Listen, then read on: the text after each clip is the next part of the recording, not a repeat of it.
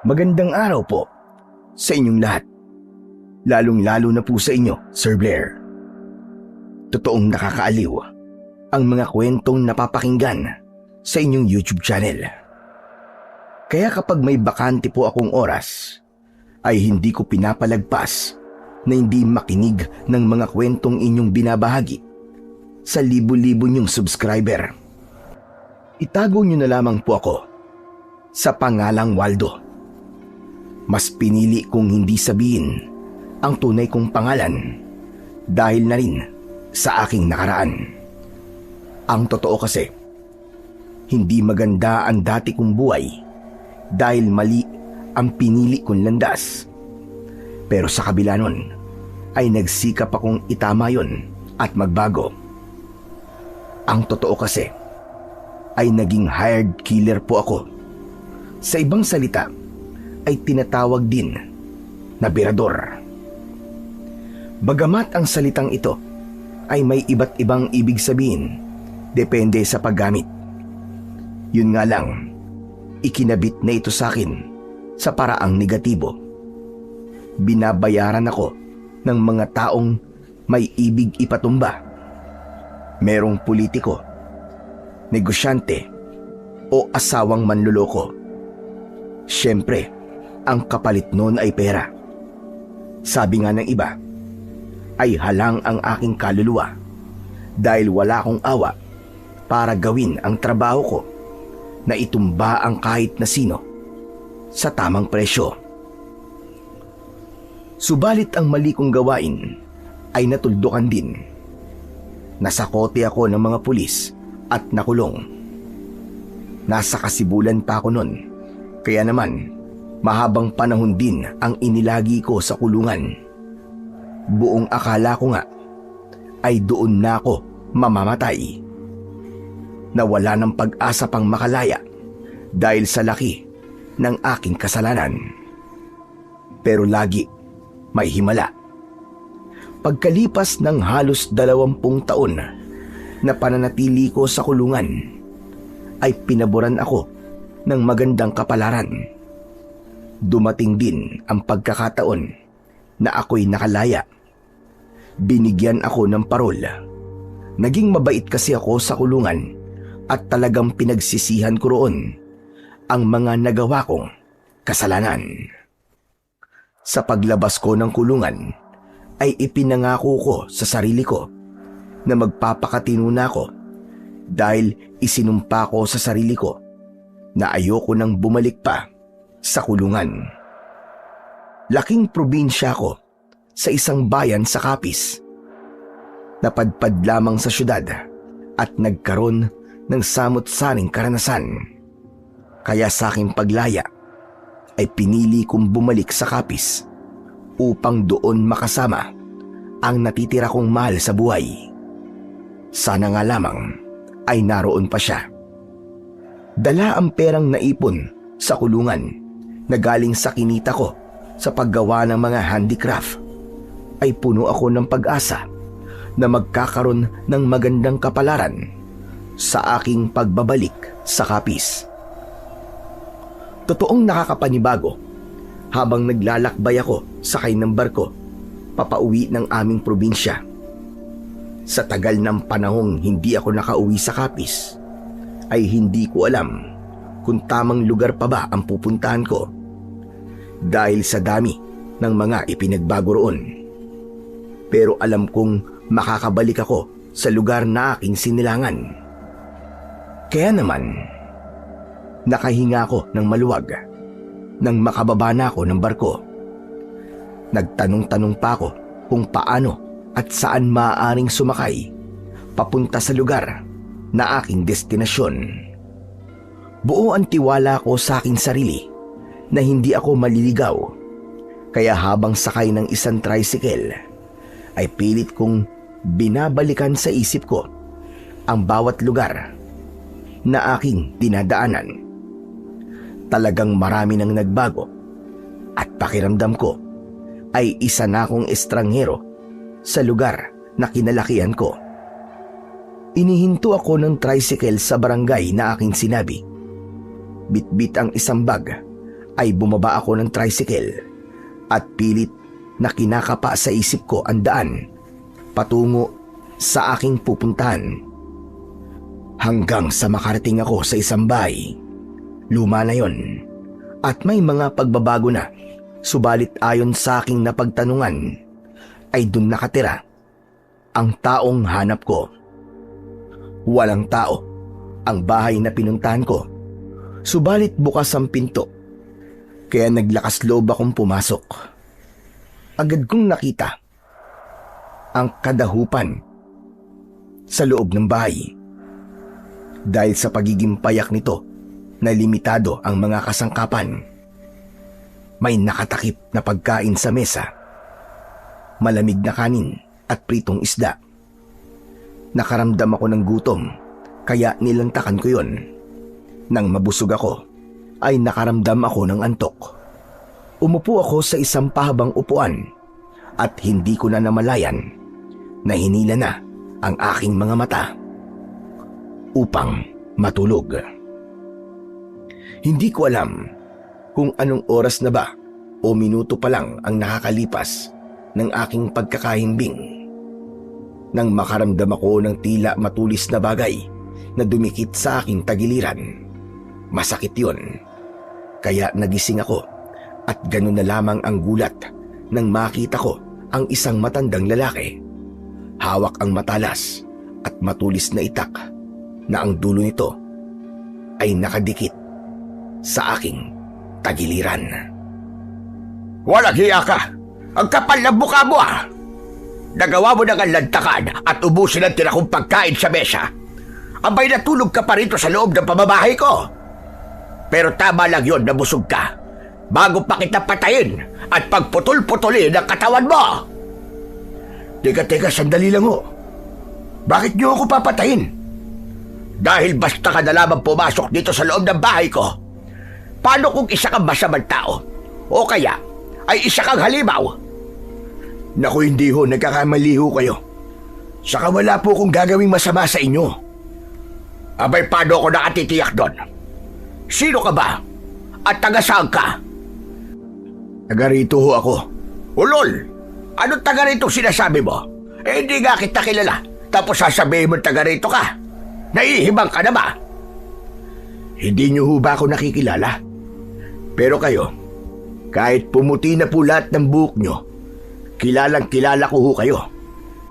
Ba't? Sino ka ba ha? Saka wag mo kong pinaglololokod, damuho ka. Sasabayin ka talaga sa akin. Iahataw ko sa itong matalas kong itak. Lolo naman eh. Ako ho ito. Ang apo nyo, si Waldo. Ano ka mo? Waldo? Ikaw na nga ba yan? Oho, Lolo Nestor. Ako ho ito, ang apo nyo. Abay, hinayupak ka, bata ka. Buhay ka pa pala. Akala ko'y matagal ka nang nakabaon sa lupa. Grabe ka naman, Lolo. Ba't ganyan naman kayo sa akin?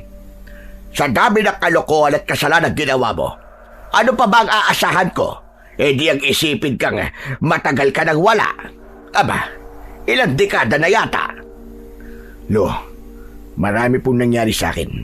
Pero ang mahalaga, nandito na po ako ulit nakabalik. Buhay na buhay.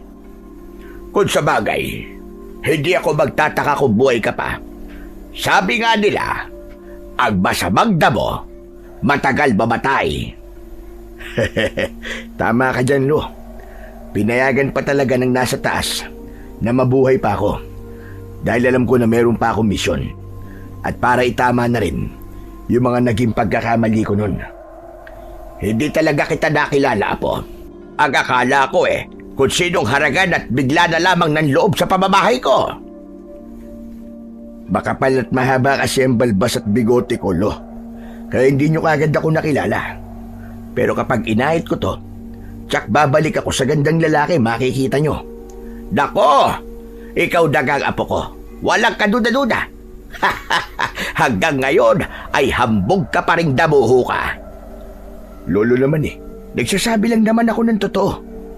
Saka hindi ho ba mana po ko sa inyo. Yung kagwapuhan lang, yun ang minana mo sa akin. Pero yung kahambugan mo, aba, hindi ko alam kung saan mo yan minana. Saan pa ba? Di sa anak nyo na tatay ko. Naku di sa akin pa rin ang balik niyan.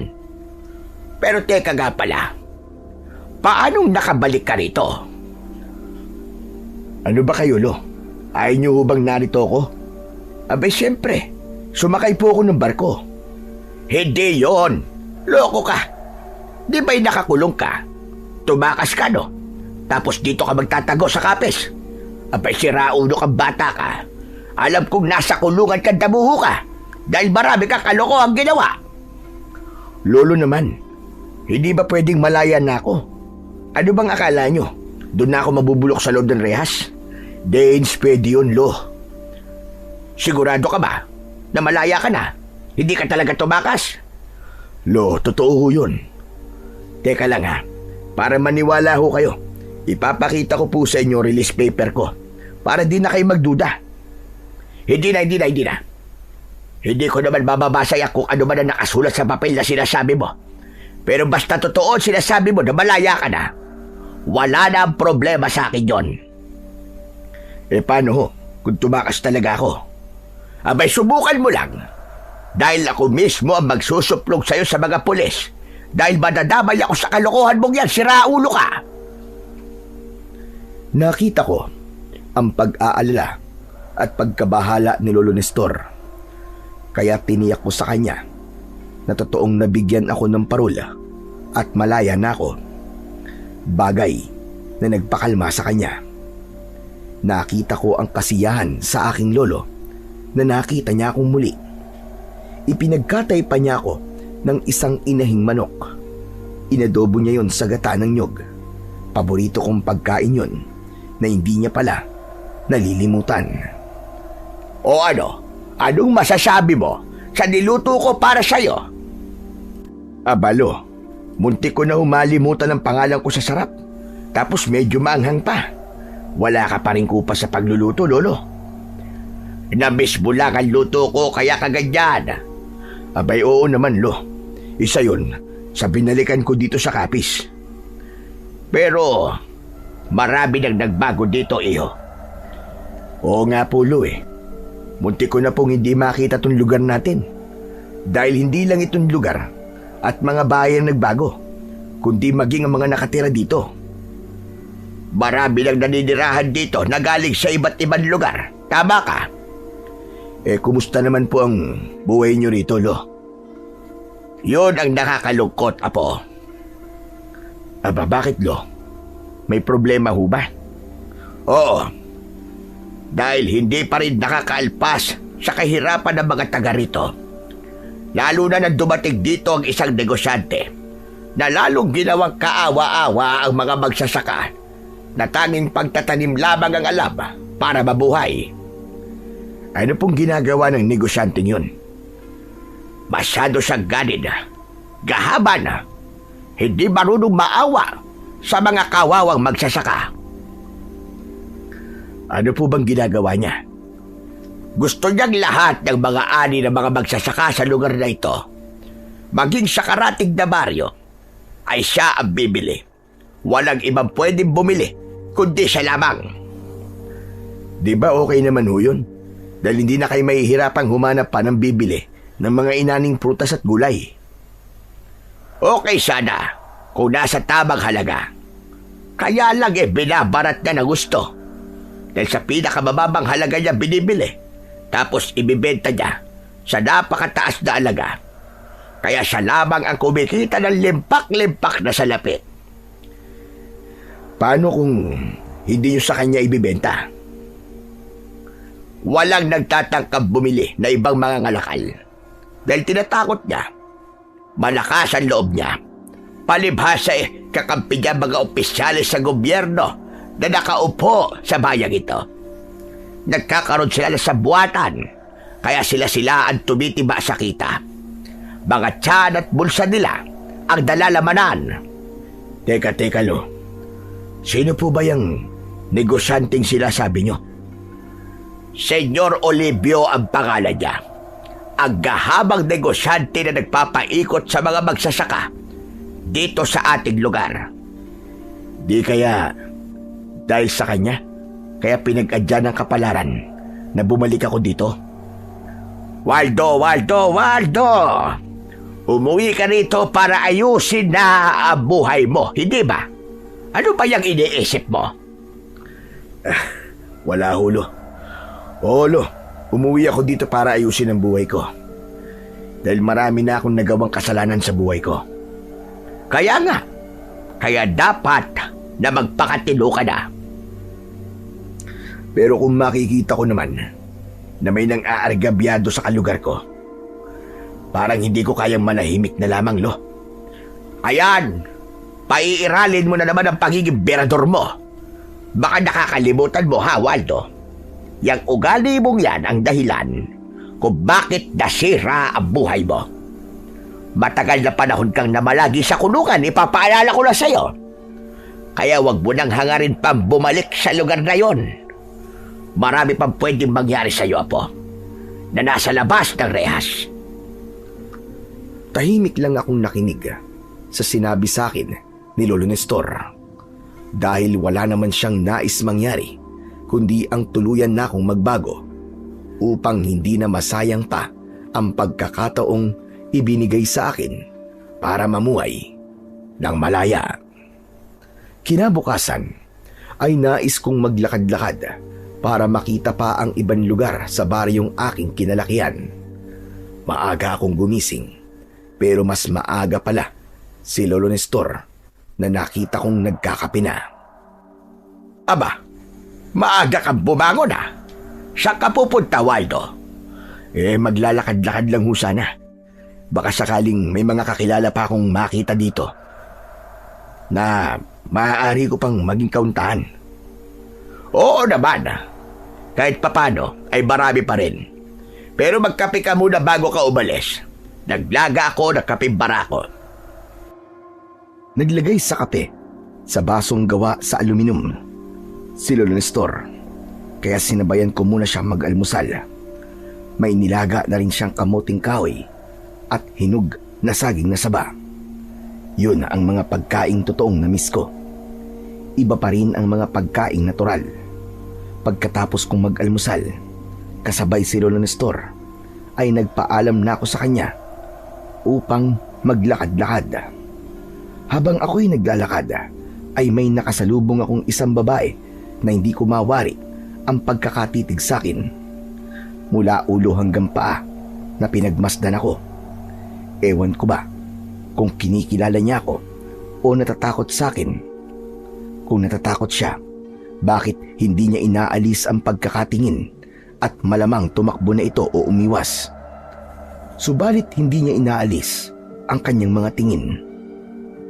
Nagkunwari akong baliwala sa akin ang kanyang mga titig. Kaya naman, nagpatuloy lang ako sa paglalakad at nilagpasan ko siya. Kaya lamang, di ko inaasahan ang kanyang ginawa. Mister, sandali. Bakit humanang? May kailangan ba kayo?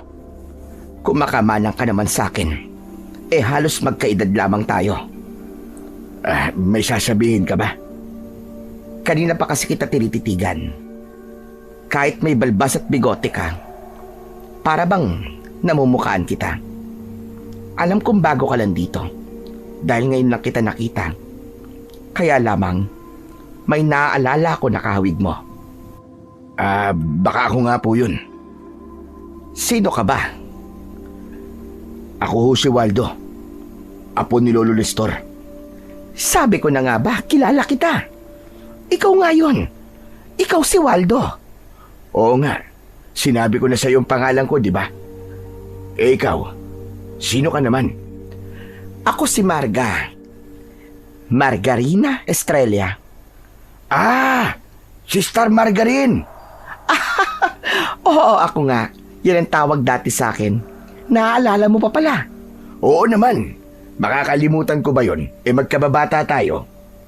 Guwapo ka pa rin hanggang ngayon, ha? Hoy Marga, tumigil ka. Baka inaano mo na ako niyan, ha? Mamaya may makarinig sa atin magalit pa. Sino namang magagalit? Sino pa? Hindi ang asawa mo. Wala na. Matagal ng tigok yon. pinatay ng aswang. Ano ka mo? Pinatay ng aswang? Bakit? May aswang ba na naliligaw dito? Oo, dati meron. Pero nawala rin mula nang may dumating na manunugis. Ngayon, mukhang nagbalik na sila. Palibasa wala na yung manunugis na dati dumayo dito sa Baryo Acacia. Buti, hindi ka inaaswang. Abay, bakit naman? Kaaswang-aswang ba ako? Oo naman, kung aswang nga lang ako baka inaswang na kita Hihintayin ko yan, Waldo, ha? Matagal na akong gusto magpaaswang. Lalo na kung kasing gwapo mo ang aaswang sa akin. Nagtawanan na lamang kami ni Marga.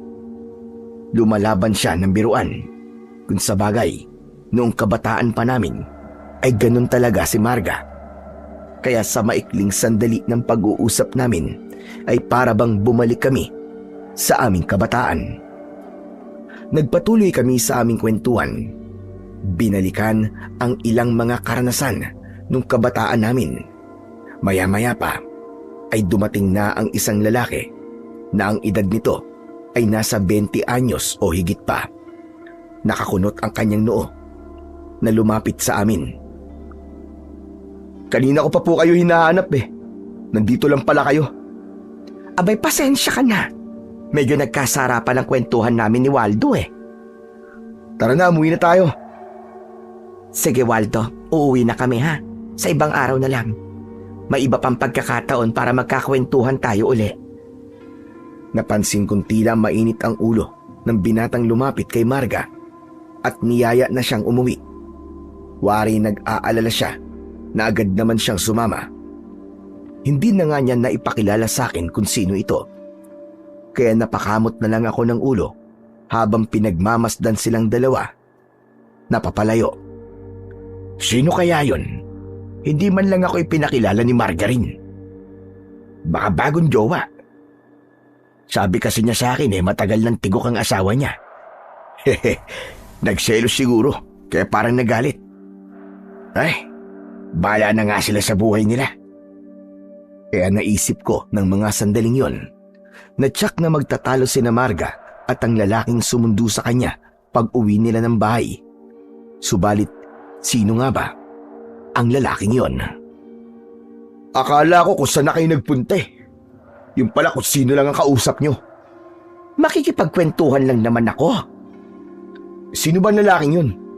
Mukhang di gagawa ng matino Parang galing sa kulungan. May mga tattoo sa katawan. Kulungan? Aba, oo nga no, teka lang. Baka nga kakalaya niya lang. Ibig sabihin, galing nga yun sa kulungan. Abay, malamang. Tapos nakikipagkwentuhan kayo sa kanya. Ano ka ba naman, Oweng? Mabait si Waldo. Mabait? Sabi niyo nga posibleng galing sa bilibid yun, di ba? Anak, hindi lahat ng nakukulong ay masamang tao. Hindi porket nakulong ang isang tao ay may kasalanan na. Pero Nay, sa itsura ng lalaking yun, mukhang di gagawa ng matino yun. Hay nako, ikaw talaga, Oweng. Hinuhusgahan mo kagad yung tao. Yung kasing nararamdaman ko, Nay. Sa unang kita ko pa lang sa lalaking yun, parang may kakaiba na sa kanya. Pero ako, masaya ko na nakita ko siya uli. Ayos lang ba kayo, Nay? Ano masaya sa sinasabi nyo? Masaya kayo na nakita nyo uli ang isang taong gaya niya na mukhang mamamatay tao? Anak, bata pa ako ay kakilala ko na si Waldo. Marami kaming pinagsamahan nung kabataan namin. Kaya natutuwa ko nagbalik siya dito sa Capiz. Isa pa, dito ipinanganak ang taong yon. Basta, ibang nararamdaman ko sa taong yon. Kaya mas mainam kung iiwasan niyo siya, Nay. Baka mamaya niyan may dala pa siyang kamalasan Anak, maling mag-isip ka ng hindi maganda sa kapwa mo, ha? Sinasabi ko lang naman na yung nararamdaman ko At wala kayong magagawa kung para sa akin ay dapat iwasan ng taong kagaya niya. Nakauwi na ako sa bahay ni Lolo. Dala ang kasiyahan. At napansin kagad yun ni Lolo Nestor. Aba, mukhang may magandang nangyari sa paglalakad mo Ah, may nakita po kasi ako isang kaibigan, Lo. At siya pa ang unang nakakilala sa akin. Aba, sino naman yon? Si Marga ho, yung tinutokso namin na Star Margarine. Dahil nga ang totoong pangalan, Margarita Estrella. Hindi niya nalimutan ang itsura mo. Kaya nga po nagtataka ko, Lo eh. Kahit may balbas at bigote ako, nakilala pa rin niya ako. Malamang, puso niya ang nakakilala sa'yo, Apo. Ho? Anong ibig niyo sabihin, Lo? Aba, makakalimutin ka na ba? Di nga ba? May kursunada sa'yo dati pa ang babaeng yon. May gusto sa'yo si Marga. At malamang hanggang ngayon ay type ka pa rin niya. Abalo, matagal na hong panahon yun. Saka meron na ho siyang pamilya. Patay na ang asawa doon. Pero may anak siya, si Oweng. Ah, baka siya yung binatang lumapit sa amin. Tapos niyaya na siyang umuwi. Medyo suplado eh. Ganon talaga ang binatang yon. Parang galit sa mundo. May kasungitan talaga. Akala ko kasi jowa niya eh. Hindi, anak niya yun. Pero mahigpit yun. Ayaw niyang may kung sinong kausap ang nanay niya. Gaya na lamang ng nangyari kanina. Ang sama ho ng tingin sa akin. Tama kayo. Parang galit nga sa mundo. Baka pinoprotektahan lang niya ang nanay niya kaya siya gano'n. Pero Lo, mas maganda na ang tingin ko ngayon kay Marga. Di gaya nung kabataan pa namin. Ikaw talaga bata ka. Dati panay ang iwas mo sa kanya kapag pinupunta ka dito sa bahay. Nabibisit ka kapag panay ang sunod sa'yo. Pero ngayon iba na. Parang gano'n na nga Lo. Mukhang ako na ho ang susunod-sunod sa kanya. Kaya mababaliktad na po ang aming mundo. Kung sa bagay, wala namang masama dahil binata ka pa hanggang ngayon. Yun nga Lo eh. Lumipas ang pagiging binata ko sa kulungan dahil sa tagal ng panahong nakabilanggo ako. Pero ngayon Lo, babawi talaga ako. Saka gusto ko pong ayusin ang buhay ko. At siyempre, gusto ko magkaroon ng pamilya. Kung kursunada mo si Marga, mukhang mahihirapan ka dahil nga mahigpit ang anak niya. Abay tsak na makikialam yun. Di tignan natin Lo. Walang sinusukuan si Waldo. Alam na alam niyo po yan Lo. Kapag ginusto ni Waldo, kailangan makuha ni Waldo. Totoo ang sinabi kong yun kay Lolo Nestor. Interesado talaga ako kay Marga. Sa palagay ko naman ay hindi ako mahihirapan, lalo na't dati na kaming magkakilala. Siya ang gusto kong makasama para sa aking pagbabagong buhay at pagbuo ng pangarap kong pamilya. Kung ang anak niyang si Oweng ang magiging hadlang, magagawan ko yun ng paraan.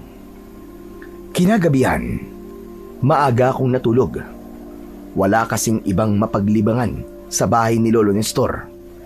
Palibasa, wala ring kuryente, kaya nagtitiis lang kami sa liwanag mula sa gaserang digaas. Magkalayo ang tinutulugan namin ng lolo ko. Pero malapit ako sa bintana. Malalim na ang gabi.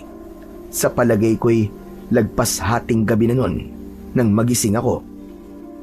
Marami kasi akong nakain at nainom, kaya nakaramdam ako ng paninubig.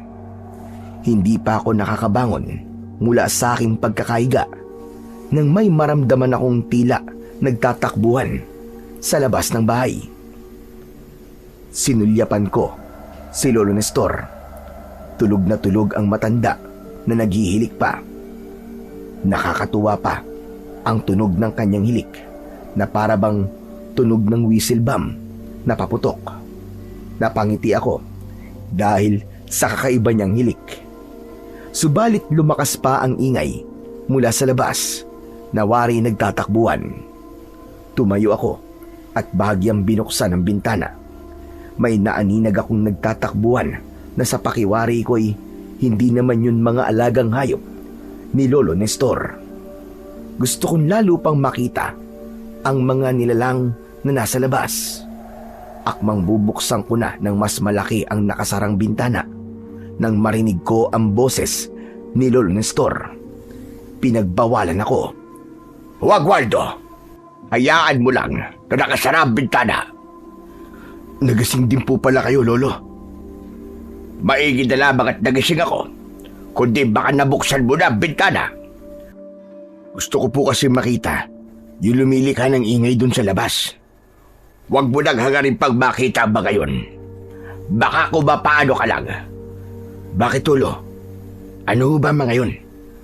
Mga kakaibang hayop na alaga ng aswang. Ano? Alaga ng aswang? Kung ganun pala totoong may aswang dito sa Baryo Acacia. Tama ka.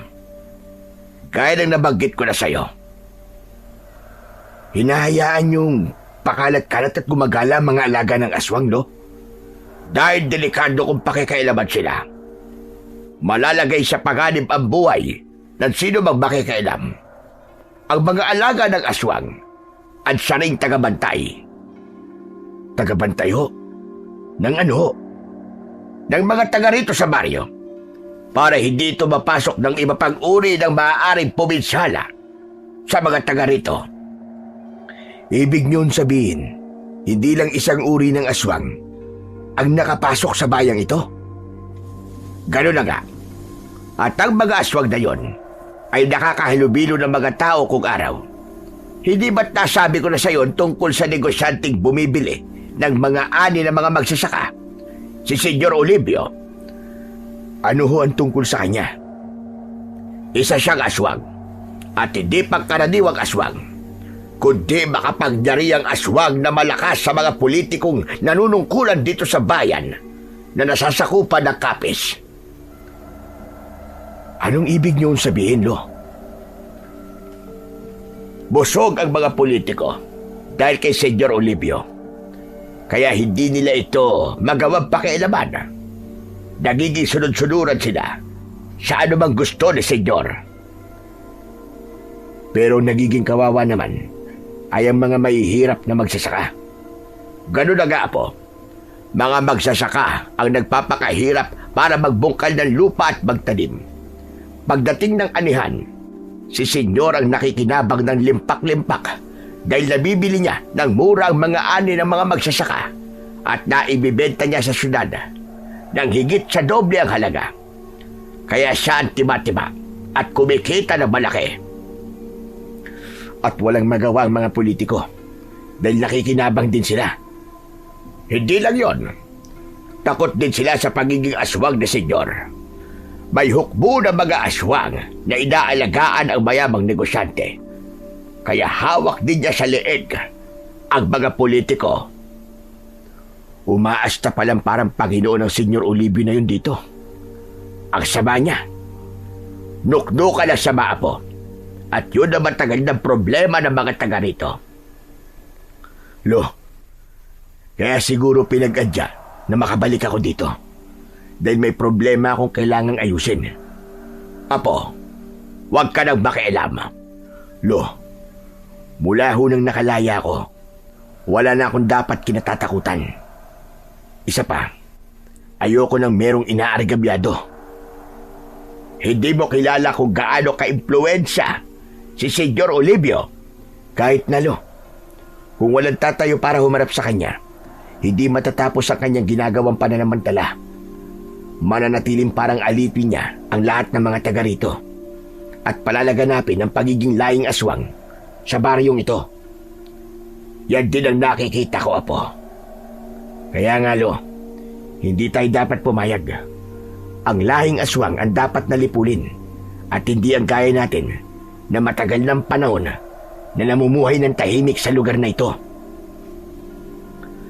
Habang nag-uusap kami ni Lolo Nestor, ay naramdaman ko na lamang na unti-unting nawala ang ingay at mga yabag ng naghahabulan sa labas. Tumahimik na, Lo. Mukhang umalis na mga alaga ng aswang. Ganun na nga. Ilang beses sa isang linggo ay gumagala sila. Ang sabi, pinapakawalan ng mga aswang ang kanilang alaga para magmanman at magbantay. Kahit ano pang dahilan, ay hindi pa rin tama na si Senyor Olivio ang masusunod.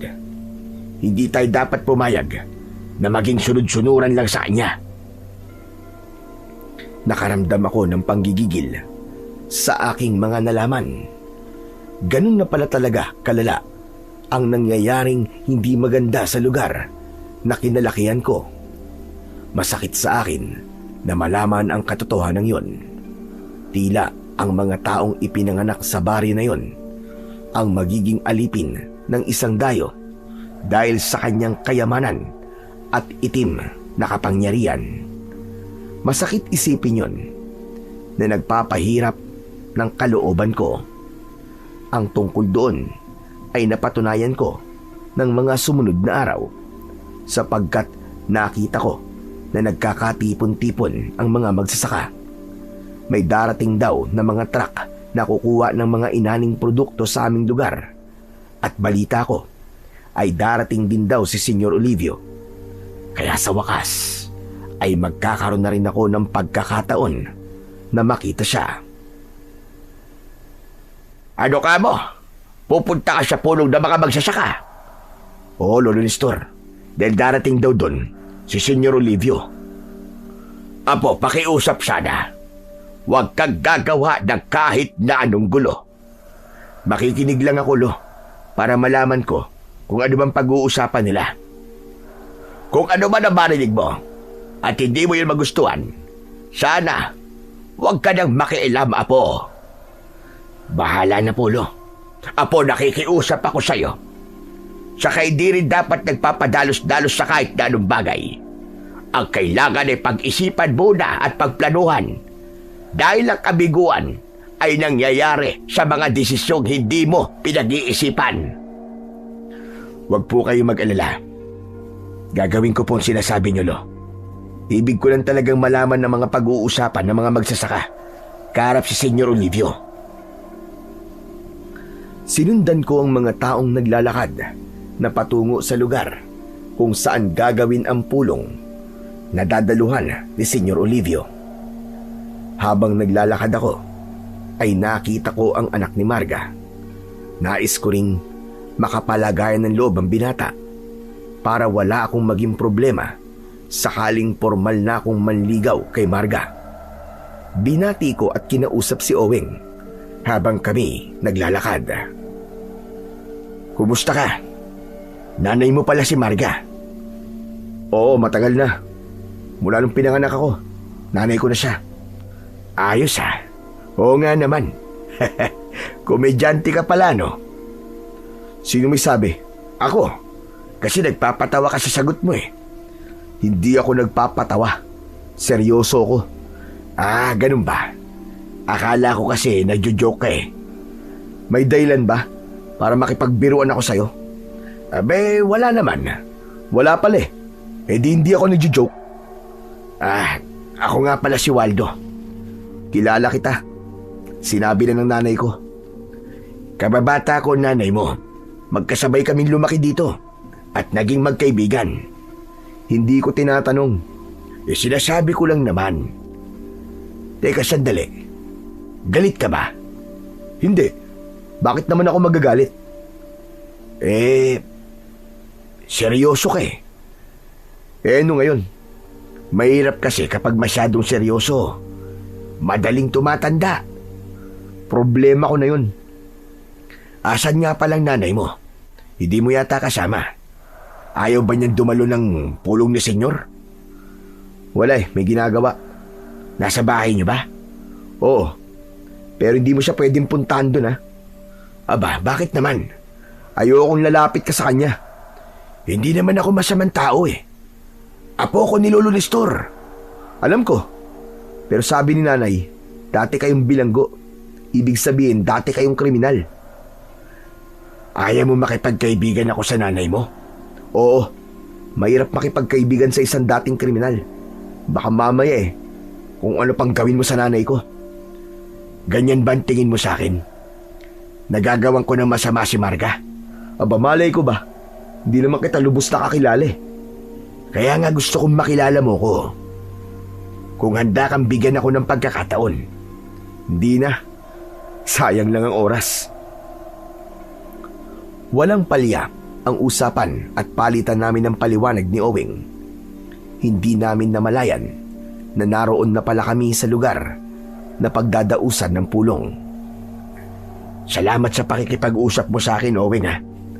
Ikumusta mo na lang ako sa nanay mo.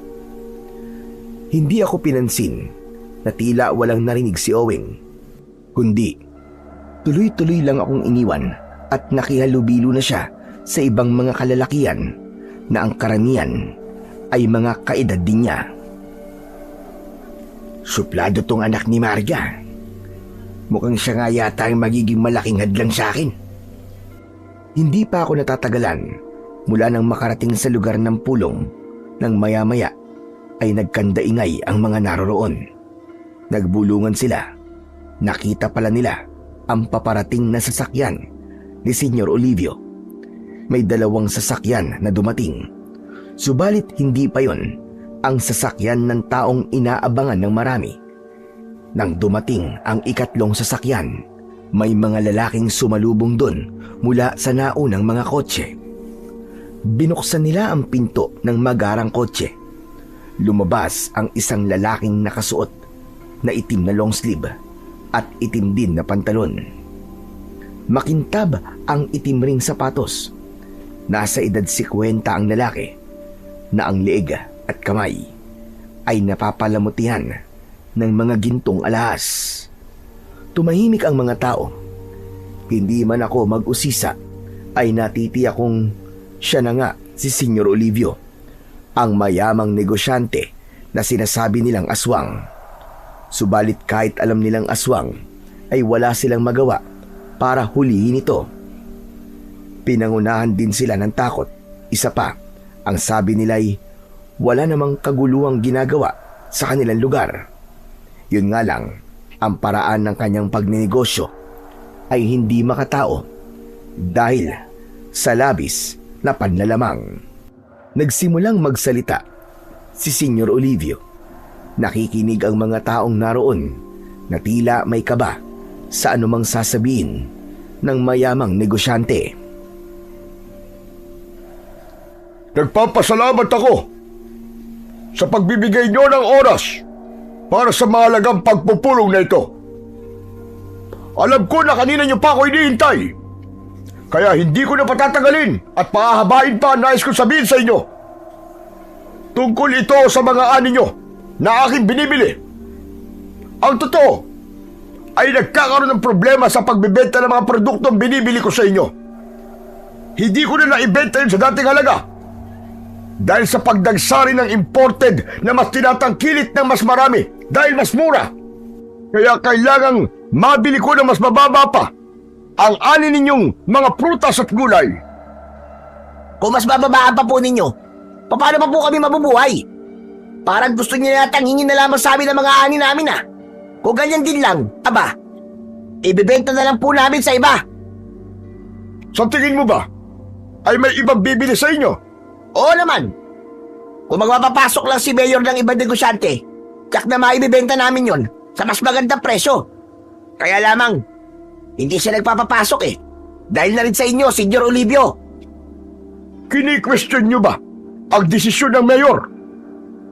Hawak mo kasi sa legang, Mayor. Tinatapot mo siya. Kaya sunod-sunuran sa inyo.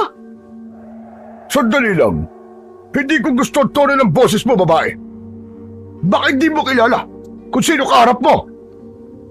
Yan ang hirap sa inyo. Nananakot kayo. Gusto mo kaming sakalin at patuloy na hawakan sa leeg. Lalo kaming nagiging kawawa. Paano na lang ang kinabukasan namin? Nakita kong napikon si Senyor Olivio sa pagiging prangka at diretsahang pagsasalita ng babae. Sumenya siya sa mga lalaking tauhan ni Senyor.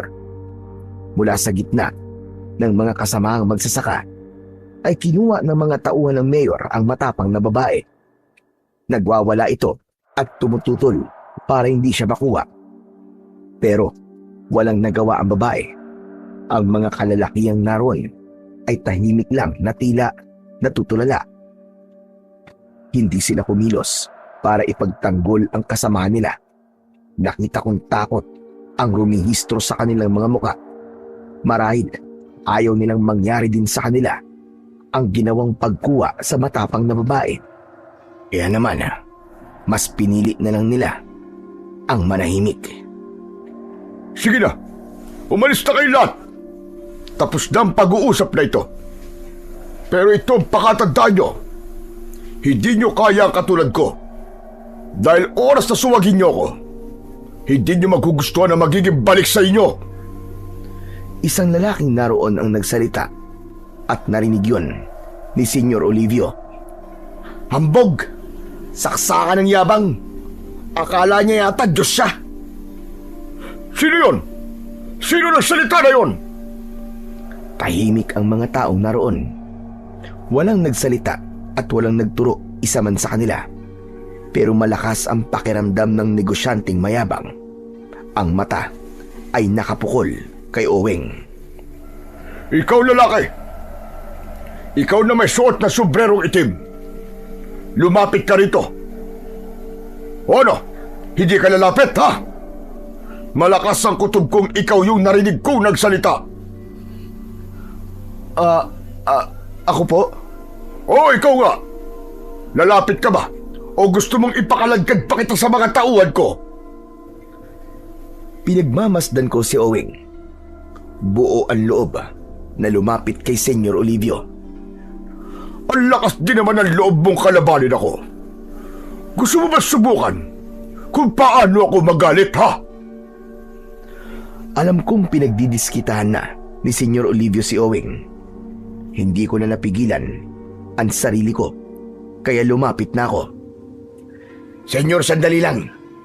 Mawalang galang na po sa inyo. Nagkakamali po kayo. Hindi po siya narinig yung nagsalita. Kung hindi ang lalaking yan, sino? Nakita ko po na nagmamadali pong umalis dahil natakot po siya sa inyo. Totoo ba sinasabi mo, ha, lalaki? Oo, senyor. Totoo po. Habang kausap ko si Senyor Olivio, ay nakita ko ang isang lalaki na may hawak na matulis na bagay at pasugod sa matandang negosyante. Handa niyang itarak yon sa likod ni Senyor Olivio. Alam kong mas magiging malaking gulo yon at marami ang mapapahamak dahil tiyak na susugod ang mga tauhan ni Senyor. Kaya naging maagap ako at pinigilan ko ang lalaking ibig umatake sa negosyante. Hindi mo alam ang gagawin mo. Tumigil ka! Maigpit kong hinawakan ng kamay ng lalaki at binitiwan niya ang patalim na kanyang tangan. Nakita yun ni Senyor, maging na mga tauhan nito. Kaya naman, agad nilang prinotektahan ang negosyante. Agad namang lumayo ang mga magsasaka upang umiwas sa gulong pwedeng mangyari. Dinampot ng mga tauhan ni Senyor Olivio ang lalaking ibig manakit rito. Alam kong hindi maganda ang kahihinatnan ng taong yon, kaya sinubukan kong kausapin si Senyor Olivio. Senyor, humihingi po ako ng pasensya sa ginawa niya. Ang totoo ho kasi ay kapos sa pag-iisip ang taong yan eh. Kaya sana ho, maintindihan nyo. Ano ka mo? May sira siya sa ulo? Oo, senyor. Kaya nga po hindi niya alam ang ginagawa niya. Abay ko nasa tamang pag-iisip siya, tsak na hindi niya gagawin ang kalabanin ka at pagtangkaan pa ang buhay mo. Sino ba naman ho kami kumpara sa isang makapangyarihang katulad ninyo? Kaya ho, senyor, patawarin niyo na ho siya. Hayaan niyo. Iuuwi na lamang po namin siya upang ipagamot. Tila naintindihan naman ng lalaking sumugod kay senyor ang aking ibig mangyari. Kaya bigla itong tumawa na malakas. Napansin kong nagkunwari nga itong nasisiraan ng ulo. Anak ng putya! May topak nga pala talaga yan. O sige lalaki, payag ako sa ibig mo mangyari. Naiintindihan kita. Magiging parang siraulo rin ako kung papatulan ko ang kalokohan niya. Mga bata, sige, pabayaan yan. Binitiwan ng mga tauhan ni senyor ang lalaki at agad akong lumapit sa kanya at may ibinulong. Sinabi ko na umalis na sila kasama ang iba pa at ako na ang bahala. Ginawa ko yon para sa kaligtasan niya at wala nang iba pang madamay. Sumunod naman siya sa akin sinabi. Narinig ko na tinawag ako ni Senyor. May pagtataka na lumapit ako sa kanya. Anong pangalan mo, lalaki? Waldo ho, Senyor. Matapang ka. At mukhang mapapakinabangan kita. Ano ho, Senyor? Kailangan ko katulad mo. Po? Ano pong ibig niyong sabihin, Senyor? Nais kong maglingkod ka sa akin, Waldo. Maging isa ka sa mga tauhan ko. Sigurado ho ba kayo, Senyor? Oo naman. Dahil nararamdaman kong maasa kita. Kaya wag mo sana akong biguin. Dahil maraming nagkakandara pa para maging tauhan ko. Maswerte ka na ikaw ay napili ko. Dahil na rin sa ipinamalas mong malasakit sa akin. Saglit akong napaisip. Alam kong hindi magiging madali ang maging tauhan ng katulad ni Senyor Olivio. Lalo na't kinamumuhian siya ng mga magsasaka. Dahil sa mga ginagawa nitong pagmamalabis sa kanila. Kaya nagdadalawang isip ako. Pero may pumasok sa isip ko na alam kong makakatulong sa akin para gawin ang aking plano. Kaya sa pagkakataon din yon ay nagdesisyon ako. Sige ho, Senyor. Pumapayag po ako. Magaling!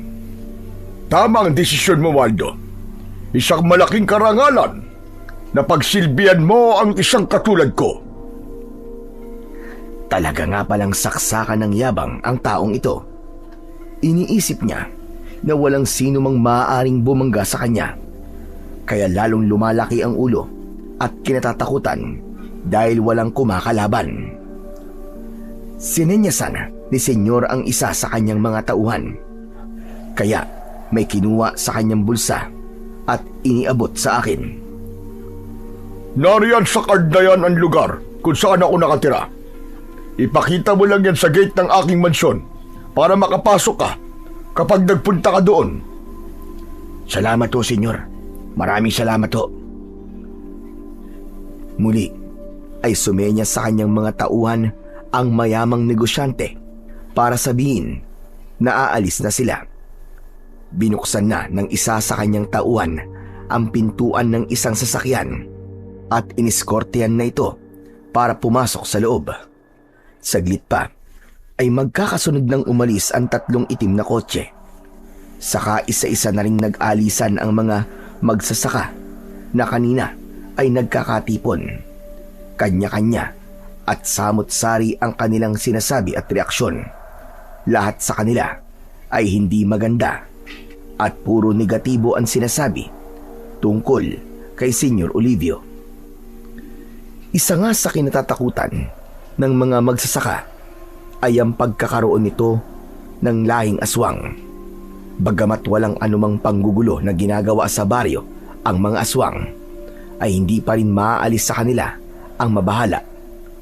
Subalit maaaring gawin yon ng senyor sa pamamagitan ng kanyang utos sa mga kalahing aswang na sinasabing naninirahan din malapit lang sa baryo. Kapag nangyari yon, tiyak magugulo ang buong baryo at maraming mapapahamak. Kaya nga mas pinipili nilang manahimik na lamang at sundin ang ibig ng senyor kahit pa nagre-rebelde ang kanilang mga kalooban. Mas nais nila ang katahimikan sa halip na ang kaguluhang maaaring maging resulta ng galit ng mayamang negosyante. Yun nga lang, nananatili silang tila alipin at sunod-sunuran. Naglakad na rin ako pabalik sa bahay ni Lolo Nestor. Minsan pa ay nakasabay ko si Owing. Napatingin ako sa kanya. Hindi ko napigilan ang sarili kong tanungin ang binata dahil yun sa ginawa niya kanina. Bakit mo ginawa yun, Owing? Mabuti na lamang at naniwala sa akin si Senyor. Sobra na kasi siya.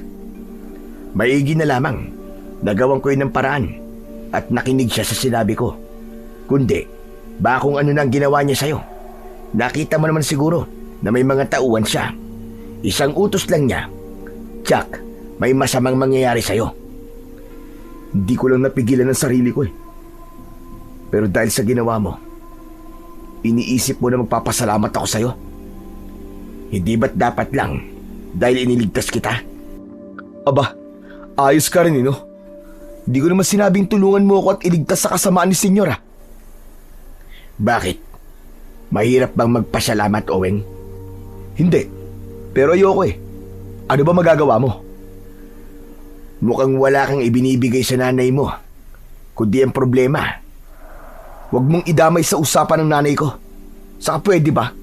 Huwag kang makialam sa buhay namin ng nanay ko. Bakit ba ganyan ka, Oweng? Hindi mo ako kaaway.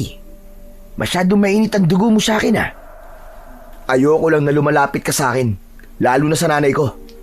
Kaya kung ano mang plano mo sa nanay ko, binabalaan kita, wag mo nang ituloy.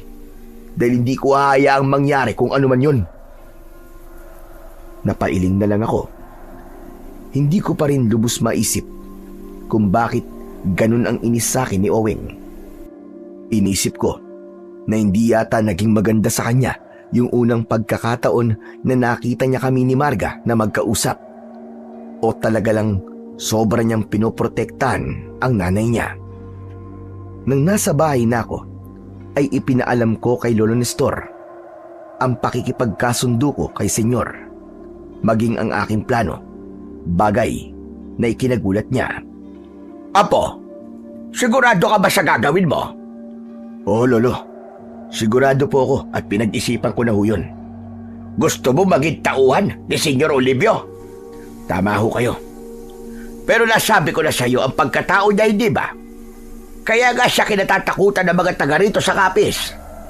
Isa siyang aswang at bantog ang pangalan niya dahil sa kanyang pagiging ganid. Lo, baka nakakalimutan nyo na naging bantog din ang pangalan ko nun. Kinatatakutan din akong berador at wala akong sinisino. Pero tapos tayo na po. Nagbalik ka rito para magbagong buhay. Kaya lang ho, sa mga nangyayari, paano ko haharapin ang pagbabagong buhay kung mayroong mga taong naaapi, kinakawawa at biktima ng pagmamalabis ng ibang tao? Kaligtasan mo lamang ang hangad ko, Waldo. Lo, wag ho kayo mag-alala. Alam ko po ang gagawin ko. Diyos ko, ako kinakabahan para sa iyo eh. Mas mainam po, Lo, kung makikilala ko ng lubusan si Senyor, para alam ko ang gagawin ko. Eh, anong gagawin mo? Ano bang ibig mong mangyari? Lo, saka ko na lang po ipapaliwanag sa inyo. Basta ngayon, alam kong tama itong gagawin ko. Ito na rin ang pagkakataong hinihintay ko para hindi ako mahirapang pumasok sa mundo ng isang aswang na gaya ni Senyor Olivio. Dahil sa aking mga naging paliwanag, ay nakumbinsi ko si Lolo Nestor na hayaan na lang ako. Alam kong hindi pa rin maalis sa kanya ang mag-alala. Subalit may tiwala siya sa akin.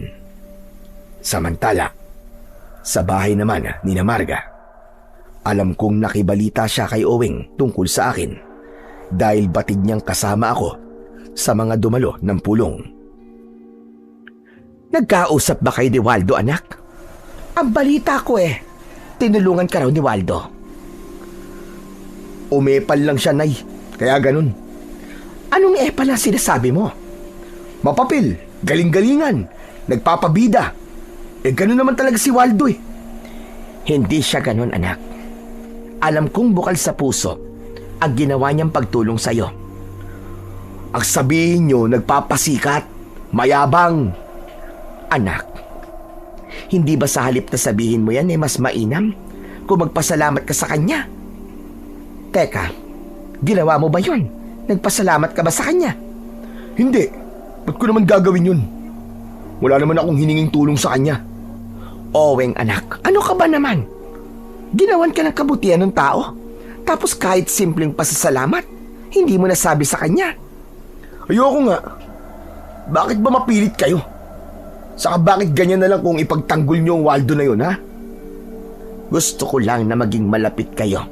Dahil nga kaibigan ko siya. Yun lang ba talaga ang dahilan?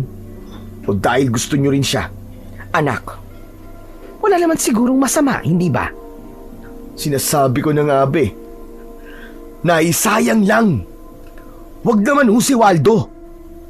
Anak, mga bata pa kami, may damdamin na ako sa kanya. Hanggang ngayon, na nandito pa rin yon. Kaya masisisi mo ba ako? Dati siyang kriminal, Nay. Naging latak ng lipunan. Ano na lang po sasabihin ng mga kakilala natin? Saka alam niyo ba, ang isa pang ginawa niya na nakakahiya? Pumayag siya para maging tauhan ni Senyor Olivio. Ano ka mo? Ginawa niya yon? Oo. Kaya ibig lang sabihin, magpapaalipin siya sa masamang gaya ni Senyor. Kaya hindi tayo magtataka sa mga susunod na araw na baka pagmalupitan na rin niya tayo dahil ang katapatan niya ay nakay Senyor na. May dahilan naman siguro kung bakit pumayag siya na maging tauhan ni Senyor. Oo naman, may dahilan siyempre. Yun ay ang magkaroon din siya ng kapangyarihan. Dahil nga alam niyang maimpluwensya si Senyor. At kahit ang mga tauhan niya ay kinatatakutan, di ba? Ibig sabihin, ambisyoso si Waldo. Kaya paano magiging bagay siya sa inyo? Sige nga. Ang tungkol sa pagkontra ni Owing ay hindi na itinago pa sa akin ni Marga nang minsang magkausap kami. Dahil nakikita at nararamdaman ko ring wala siyang ibang mapagsabihan ng tungkol doon. Hindi ko talaga siya maintindihan, Waldo. Siguro, hayaan mo muna siya. Hayaan? Sa pakikialam? Para pangunahan ako sa gusto ko, ganun ba? Anak mo siya, Marga. Siyempre, ang gusto lang niya ay yung makakabuti para sa'yo. Hindi lang niya ako kayang intindihin. Ibig bang sabihin yan eh? May pag-asa ako sa'yo? Oo naman, Waldo. Hindi na tayo mga bata, Waldo. Isa pa, maliliit pa tayo ay magkakilala na tayo. Naglalaro pa nga tayo sa ulan at naliligo sa ilog ng walang mga saplot. Kaya nakita ko na ang lahat sa'yo. Ikaw naman, nakita ko na rin naman ang lahat sa'yo ah. Pero iba na ngayon. Iba na rin yung kwan ko ngayon. Mas palaban na. Nagkatawanan na lamang kaming dalawa. Kahit papano ay nagiging magaan ang aming usapan kapag ganong may kasamang tawanan. Ayoko na ring pabigatin pa ang nararamdaman ni Marga. Pero ang importante sa amin ay nagkakaintindihan kami. Yun nga lang, tiyak na sa pag-uwi ni Marga ay magkakaroon na naman sila ng pagtatalo ni Owing. Malamang may marites na magsasabi na nagkita kami ng nanay niya. Pero alam kong handa si Marga sa bagay na yon. Kinabukasan, naghanda ako para magpunta sa bahay ni Senyor Olivio. Tiyak na hihintay niya ako. Saka, nakapagbitiw na rin ako ng salita. Sinabi ko na payag akong maging tauhan niya. Nagpaalam na ako kay Lolo Nestor. Nasa mukha ng lolo ko ang pag-aalala sa aking gagawin. Kailangan ba talaga gawin mo pa ito, ha, Waldo? Opo, Lo. Diyos ko, kung kinakabahan sa'yo. Ayoko mapahamak ka. Alam mo naman kung anong uri ng nilalang si Senyor. Alam ko po ang gagawin ko, Lo. Paano kung pati ikaw ay gawin niya kauri niya? Paraan niya ang hikayatin ng taong makukursunadahan niya. At makikita niya, maaari niya mapakinabangan para alukin ang trabaho. Ang magiging kapalit nun ay magiging kauri ka nila para gamitin sa kanyang mga plano. Hindi po mangyayari sa akin yun, Lolo Nestor. Ang totoo po, gagawin ko ito para din sa kaligtasan natin. Lalo na po sa inyo. Kapag maglilingkod ako sa kanya, hindi niya kayo mapapakialaman. Kung sa bagay, may punto ka dyan. Kikilalanin ko ho ng gusto si Senyor.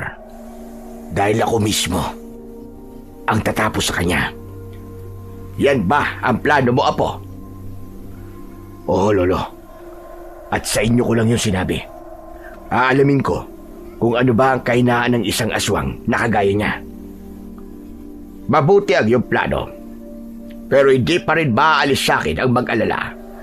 Dahil mas lalong magiging mapanganib para sa iyo kapag nalaman niya ang tunay mong pakay. Malamang, ayun na rin ang magiging katapusan mo. Magiging mas maingat ako, Lolo. Marami na akong pinagdaanan kung sino-sino na ang mga taong halangang bituka ang naitumba ko. Pero iba pa rin ang isang kagaya ni Senyor.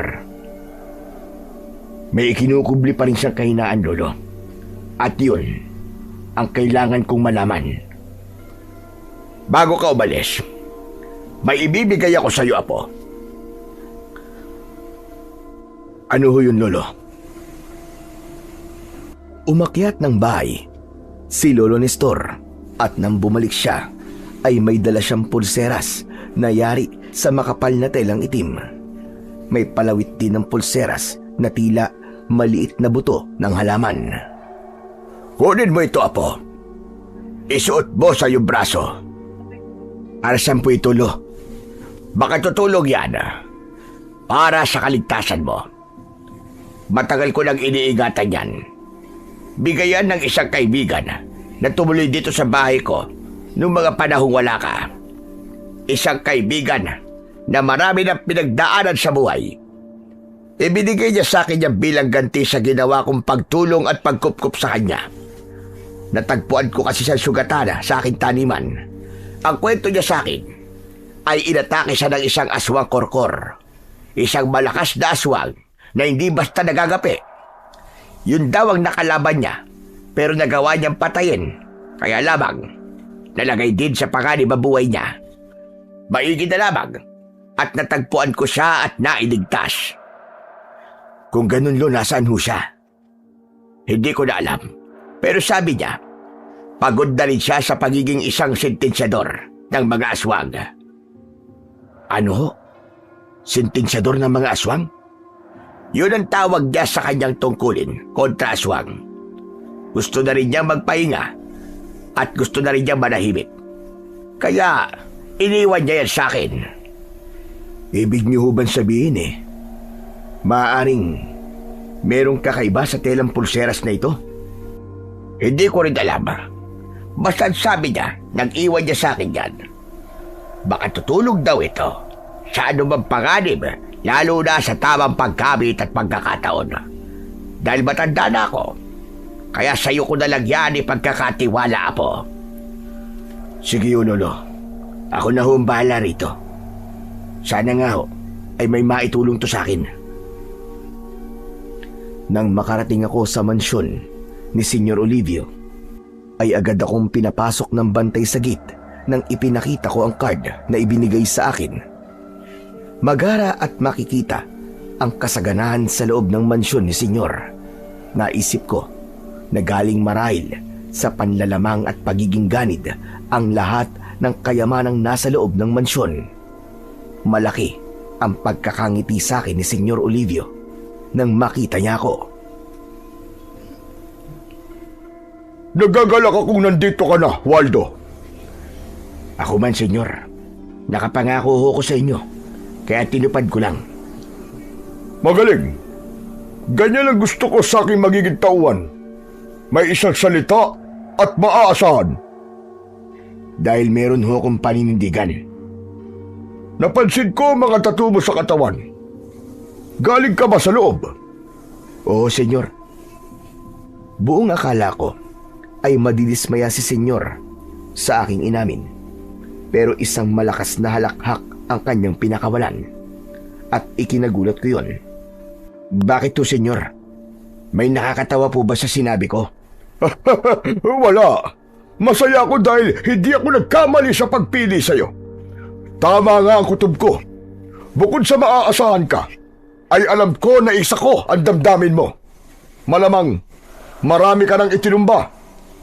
Kahit hindi mo nasagutin yon, ramdam ko na tama ako. Kaya madali mong nakuha ang loob ko. Dahil sa mga sinabi ni Senyor, Tila naging kampante ang loob ko. Hindi rin ako makapaniwala sa kanyang sunod na ginawa. Isang kakaibang baril ang ibinigay niya sa akin. Noon lang ako nakahawak nun. Ang baril na yan ang gagamitin mo, Waldo. Saan po, senyor? May mga nilalang na nagpaplanong tapusin ako. Kaya yan ang armas na gagamitin mo para ipagtanggol ako kapag nagkagipitan. Alam kong kaya mong gawin yon.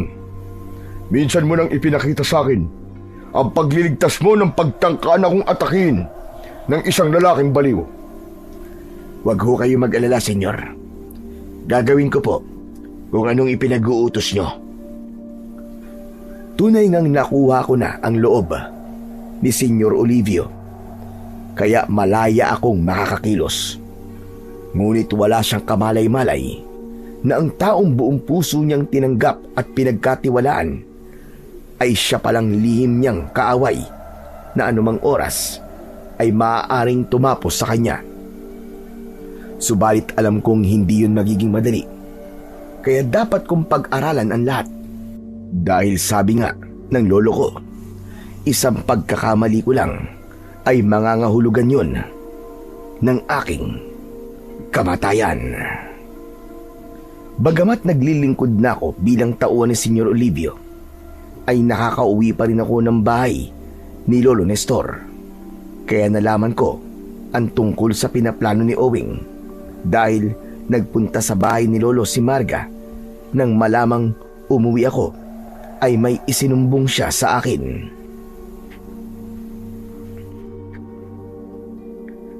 May binubuong grupo ang anak mo, Marga? Oo, Waldo.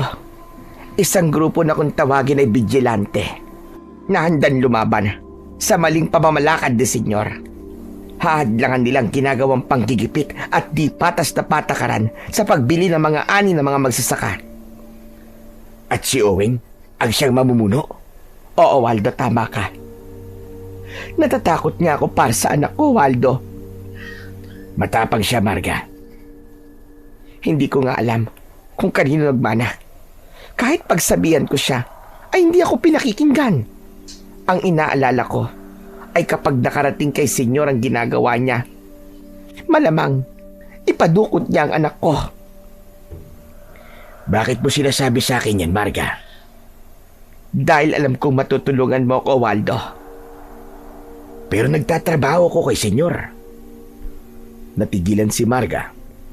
Nakita ko sa mukha niya ang pag-aalala nito. Oh, bakit natulala ka? Nagkamali yata ako. Hindi ko pala dapat sinabi sa'yo. Para ko na rin ipinahamak ang sarili kong anak. Hindi ka dapat matakot sa akin. Wala kang dapat ikabahala.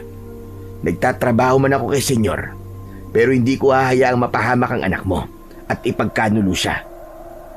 Nasa mga magsasaka ang puso ko, Marga. Hanggang kailan, Waldo? Hanggang kailan? Paano kung magbago ka? Yun ang hindi magbabago, Marga. Malabong mangyari yun. Kahit pa nagtatrabaho ko kay senyor, hindi niya maaaring baguhin kung anong laman ng puso at isip ko. Sana nga'y totoong lahat ng sinabi mo, Waldo. Nagdududa ka ba sa akin, Marga? May isang salita ko at may panindigan. At maaari mo yung panghawakan. Nang makauwi si Marga, ay kinausap niya ang kanyang anak. Nagalit sa kanya si Owen dahil nga nabanggit sa akin ang binubuo niyang grupo. Kayo talaga na yo. Kahit kailan talaga hindi kayo nag-iisip eh. Anak, hindi ka laban si Waldo. Mali ka nang iniisip mo. Anong hindi? Tauhan nga siya ni Senyor Olivio eh. Kaya lahat ng nalaman niya sa inyo, siguradong sasabihin niya yun. Paano ng plano namin, Nay? Gusto niyo ba kami mapahamak? Hindi, anak. Si Waldo nga magiging protektor niyo. Yun ang sinabi niya sa akin. At naniwala naman kayo? Oo, anak. Dahil totoo ang sinabi niya. Alam kong mapagkakatiwalaan siya. Ayan na naman kayo, Nay. Sobra-sobra kayong bilib sa kriminal na yun eh. Bakit ka ba ganyan, anak? Sana, sinubukan mo munang kilalanin siya. Di na kailangan, Nay. Kilala ko na siya. Kaya nga ayaw kong maging malapit kayo sa kanya eh. Dahil alam ko ang plano niya sa inyo. Tapos kayo naman, para niyong ipinagsisiksikan ng sarili niyo sa kanya. Oweng, may dahilan yon. At wag mo na sanang pakialaman pa. Hayaan mo na lamang akong maging masaya. Sa palagay niyo ba, magiging masaya kayo sa isang katulad niya? Hindi mo talaga ako kayang maintindihan, anak. Sana ako rin, Nay. Subukan niyo ring intindihin kahit minsan. John, ay naghanda ako ni Senyor. Ayon sa kanya, may mga uri ng aswang na maaaring sumugod. Sila ang ibang uri ng aswang na matagal ng kalaban ng kanilang lahi. Nais niyang paghigantian at patayin ang mga yon. Kasama ang kanyang mga tauhan, ay naghanda kami. Nang sumapit ang gabi, ay ipinakalat na ni Senyor ang mga tauhan niya at ako ang inatasan niya para pamunuan ang mga yon. Nakapaligid na kami sa mansyon hanggang nagkaroon ng kakaibang ingay. Ang ipinagtataka ko ay tila galing sa itaas, samantalang ang nasa isip ko ay manggagaling sa labas at aakyat ang mga ito sa matataas na bakod upang pasukin ang loob ng mansyon. Kaya lamang, mga lumilipad na aswang pala ang aatake. Gamit ang baril na ipinahiram sa akin ni Senyor, ay agad kong inupakan ang mga lumilipad na aswang. Sapul at tila sumasabog ang kampo ng dilim ng aking mapuruhan. Maging ang ibang tauhan ay walang tigil sa pagtira sa mga lumilipad na aswang. Tinitiyak na walang makakapasok ng buhay sa loob ng mansyon dahil ang agad na puntirya nito ay ang kwartong kinaroroonan ni Senyor Olivio. Kaya lamang, sadyang marunong din manlinlang ang mga aswang na lumilipad. Ang iba sa kanila ay may kakayahang magpalit ng anyo at nagiging aswang na katulad ng mabangis na hayop gubat. Wala akong kamalay-malay na meron na pala sa aking likuran at bigla akong dinambahan ito. Walang hiya ka! Bitiwan mo ko! Bitiwan mo ko! Nagpagulong-gulong ako sa lupa para lang kumawala sa pagkakakapit sa katawan ko ang matutulis na kamay ng aswang. Nabitiwan ko ang baril na gamit ko dahil sa paggulong ko sa lupa. Pilit na inaabot ng pangil ng aswang ang aking leeg. Maigi na lamang at nahawakan ko ang kanyang leeg. Habang sakal ko ito ay pilit kong inilalayo ang kanyang nguso. Amoy na amoy ko ang nakakasukang hininga ng aswang. Ramdam ko ang taglay nitong lakas, pero nakaramdam din ako na tila may lakas na bumalot sa buo kong katawan para labanan ang halimaw na handang lumapa sa akin. Lalo ko pang hinigpitan ang pagkakahawak ko sa leeg ng halimaw hanggang sa naramdaman kong nagawa kong baliin ang buto nito sa leeg. Kaya naman, naramdaman kong lumuwag ang pagkakakapit ng mga kuko nito sa katawan ko. Nang kumawala na ito, ay saka ko ibinalibag ang aswang sa labas ng mataas na bakod. Kaya lamang, hindi pa pala roon matatapos yun dahil may iba pang mga aswang na papasugod sa akin bukod pa sa aswang na lumilipad.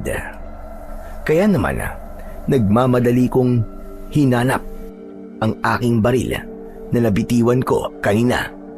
Salamat na lamang at agad ko tong nakita. Maagap kong dinampot at pinaputukan ang halimaw na papasugod sa akin. Sumasabog ang katawan at tumitilamsik ang dugo sa bawat tama ng punglo ng hawak kong baril. Nang mapatay ko ang ilan pang aswang na lumapit sa akin. Napansin ko ang paglapit ng isang anino. Si Senyor Olivio yun. Mahusay! Napakahusay mo, Waldo. Hindi ko inaasahan na matatalo mo ang aswang na yon gamit lamang ang iyong kamay. Nakita nyo ang pakikipagpambunong ko sa aswang? Oo, malakas ka, Waldo. At lubha mo akong pinahanga. Kaya tama ako. Hindi ako nagkamali sa pagkuha sa iyo. Ginawa ko lang ho ang trabaho ko, senyor. Wala na mga aswang na dumating. Nalipol na silang lahat. Pero hindi ibig sabihin ay tapos na. Maaaring sa mga susunod na araw ay may susugod ulit dito upang magiganti. Magpapalakas at hahanap muna sila ng karagdagang puwersa. Hindi sila nagsasawa na lusubin ako. Pero lagi na lamang silang bigo. Umaasa pa rin sila na magagapi nila ako at silang kukuha ng anumang kasaganahang tinatamasa ko ngayon. Kahit sa mundo ng mga aswang, hindi nawawalang inggitan at kasakiman. Kaya gusto ko sana, Waldo, ay maging kauri kita at maging tunay na kakampi. Senyor, kung maaari ho sana, saka na lang natin pag-usapan yan. Sa ngayon, masaya po ako sa pagiging tauhan nyo. Sige, Waldo. Pero sana pag-isipan mo mabuti ang alok ko sa'yo. Kapag naging kauri ka na namin, magkakaroon ka ng kakaibang lakas. Lalo kang katatakutan at magkakaroon ka ng mas malawak na impluensya. Dahil ang katotohanan, kaya nagiging sunod-sunuran ang mga namumuno sa bayang ito. Dahil sila man ay kauri ko na rin. Aswang na rin sila na nagagawa kong pasunurin sa aking gusto. Kaya hindi magtatagal. Ganap ng magiging kauri ko lahat ng mga mayayaman at may kapangyarihan sa bayang ito. Ang mga tao, ang mga magsasaka, mananatili sila sa pagiging pangkaraniwan dahil sila ang magiging sunod-sunuran sa mga katulad naming aswang bilang mga alipin. Hindi ako makapaniwala sa sinabing yon ni Senyor Olivio.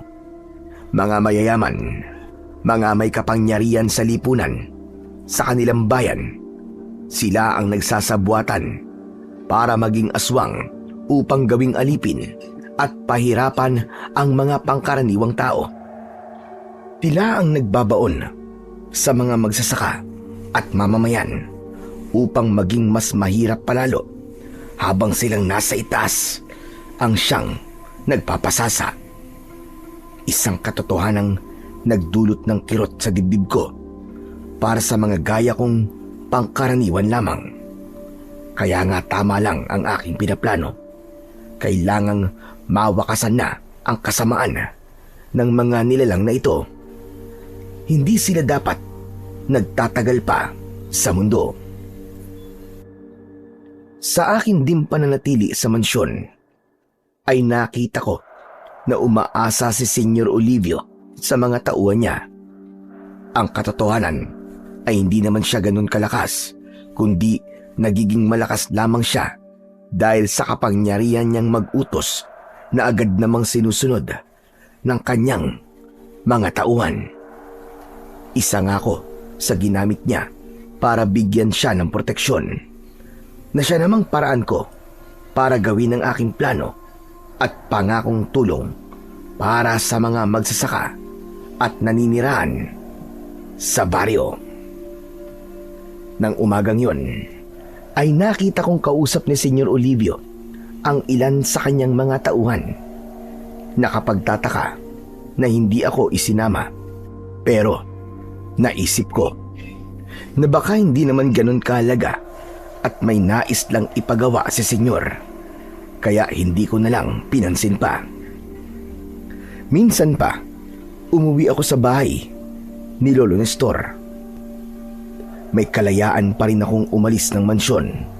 Basta, nangangako na babalik din para magpatuloy sa aking obligasyon kay Senyor Olivio. naisipan kong dumaan sa bahay ni Marga. Kahit papano ay nasabik akong makita siya. Totoo nga yatang unti-unti nang nabubuo ang damdamin ko para sa kanya. Kaya lamang nang dumating ako roon, inabutan kong umiiyak si Marga. Bigla siyang napayakap sa akin habang patuloy ang pagpatak ng luha.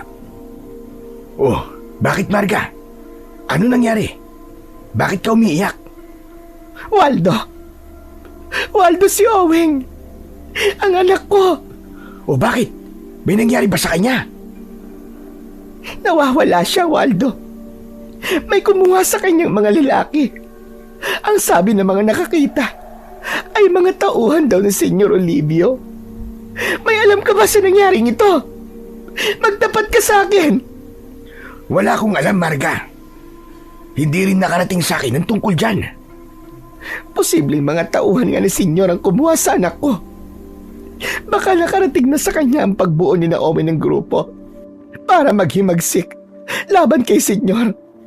Dahil isa sa kasama raw nila ang bigla na lamang hindi nagpakita. Inisip ng mga kasama ni Owen na nagtaksil yon at nagsumbong. Saglit akong natahimik. Bigla akong naalala ang ginawang pagtitipon ng ilang tauhan ni Senyor. Maaaring pinagplanuhan nila ang pagdukot kay Oweng. Kung mga ito ang dumukot, saan kaya nila dinala ang anak ni Marga?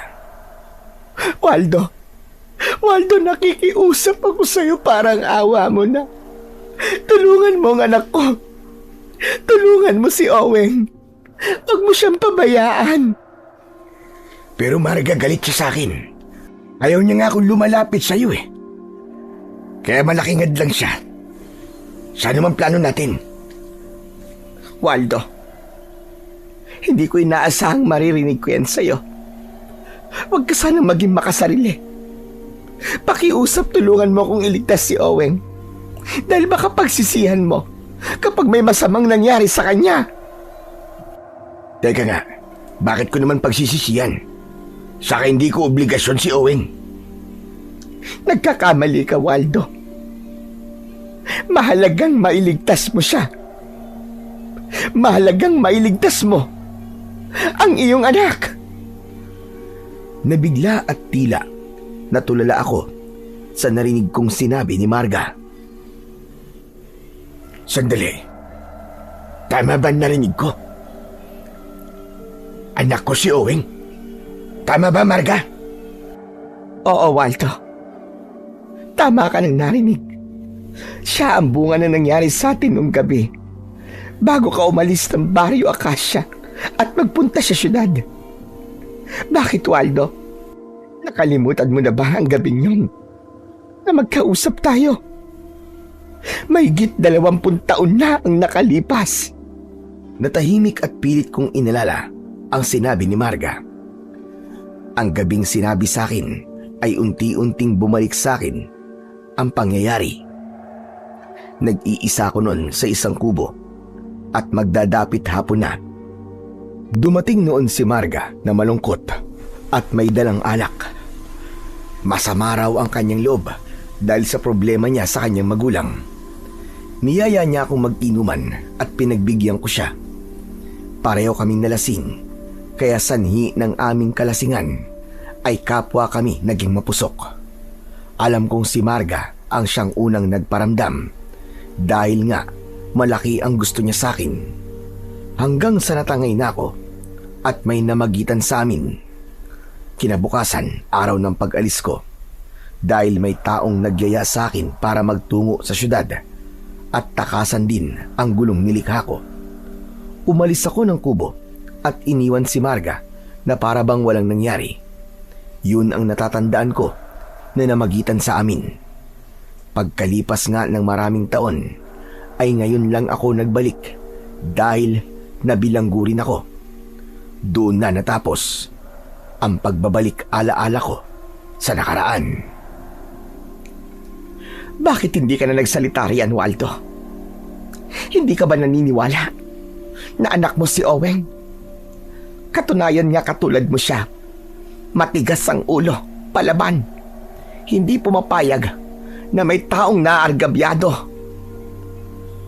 Pero ang alam ko, may asawa ka. Oo. Pero anak ko na si Oweng nang magkaroon ako ng asawa. Kaya hindi mo maaaring pagdudahan ang sinabi ko. Ikaw ang lalaking pinagkalooban ko ng aking pagkabirhen. Inilihim ko sa magulang ko at sa mga taga rito ang totoo tungkol sa tunay na ama ni Oweng. Ngayon ko lang yung sinabi at sa'yo. Dahil ikaw ang kanyang totoong ama. Kaya siguro kahit naiinis siya sa akin dahil sa paglapit ko sa'yo, magaan pa rin ang loob ko sa kanya. Dahil anak ko pala siya. Kaya nga nakikiusap ako sa iyo, Waldo. Huwag mong pabayaan ang anak mo. Iligtas mo si Oweng.